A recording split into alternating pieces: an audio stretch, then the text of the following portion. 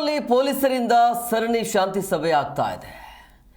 ಹಬ್ಬ ಆಯೋಜಕರು ಸೇರಿದಂತೆ ನೋಡಿ ಮುಖಂಡರ ಸಭೆ ಮಾಡಲಾಗ್ತಾ ಇದೆ. ಪ್ರಮುಖವಾಗಿ ಗಣೇಶ ಹಬ್ಬ ಇದೆ, ಈದ್ ಮಿಲಾದ್ ಇದೆ. ಸೊ ಹಂಗಾಗಿ ಆಚರಣೆಗೆ ಯಾವ ರೀತಿಯಾಗಿ ನಿಯಮ ಷರತ್ತು ಇರಬೇಕು ಅನ್ನೋದು, ಉತ್ಸವಗಳು ಮೆರವಣಿಗೆಗೆ ನಿಗದಿತ ರಸ್ತೆಗೆ ಸೂಚನೆ ಕೊಡಲಾಗಿದೆ.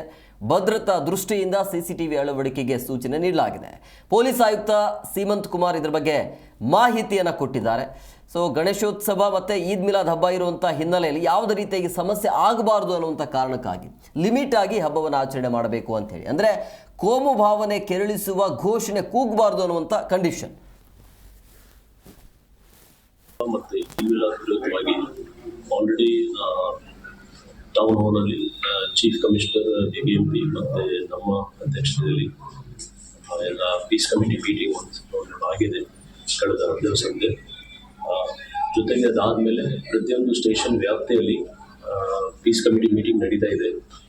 ಆಮೇಲೆ ಕಾರ್ಪೊರೇಷನ್ ಸ್ಟಾಫ್ ಜೊತೆಗೆ ನಮ್ಮ ಪೊಲೀಸ್ ಅವ್ರು ಸೇರಿ ರೂಟ್ ಅವ್ರು ಸ್ವತಃ ಹೋಗಿ ರೂಟಲ್ಲಿ ಏನಾದರೂ ಕಾರ್ಪೊರೇಷನ್ ಕಡೆಯಿಂದ ಕೆಲಸ ಆಗಬೇಕು, ರೋಡ್ ಸರಿಪಡಿಸ್ಲಿಕ್ಕೆ ಅಥವಾ ಮರ ಇದು ಕಟಿಂಗ್ ಮಾಡಲಿಕ್ಕೆ ಅಥವಾ ಬೆಸ್ಕಾಮ್ ಅಧಿಕಾರಿ ಅವ್ರ ಕಡೆಯಿಂದ ಸ್ಟ್ರೀಟ್ ಲೈಟಿಂಗ್ ಬಗ್ಗೆ ಇದು ಎಲ್ಲ ನಾವು ಕೆಲವು ಮಾಹಿತಿ ಕಾರ್ಪೊರೇಷನ್ಗೆ ಕೊಟ್ಟಿದ್ದೀವಿ ಮತ್ತು ಬೆಸ್ಕಾಮ್ ಅಧಿಕಾರಿ ಅವರಿಗೆ.